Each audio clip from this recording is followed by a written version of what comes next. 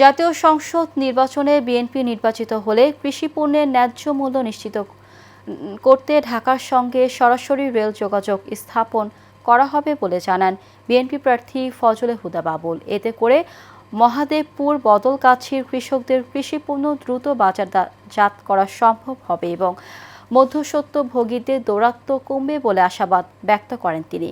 মহাদেবপুর থেকে শাহিন আলমের ক্যামেরার রিপোর্ট করেছেন মণ্ডল এনাম।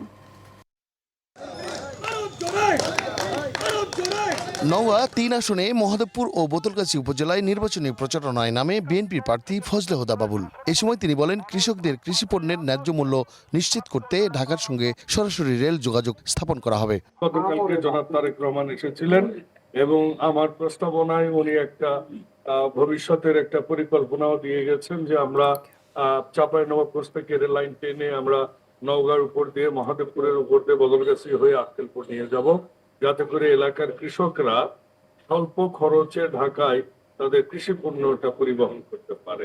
নির্বাচনী প্রচারণায় ফজলে হুদা বাবুল মহাদেবপুর এলাকায় আম ও আলু সংরক্ষণের জন্য আধুনিক হিমাগার স্থাপন করার প্রতিশ্রুতিও দেন। সবজি এবং আমের জন্য আমরা নওগাঁতে একটা হিমাগার করার প্রস্তাব দিয়েছিলাম, সেটা উনি এতে করে এলাকার লোকজন ব্যাপক উৎসাহিত। আর আপনি জানেন যে আমি দীর্ঘদিন থেকে এলাকায় কাজ করছি, বিগত 15 বছর মানুষ উন্মুখ হয়ে আছে ভোট দেওয়ার জন্য।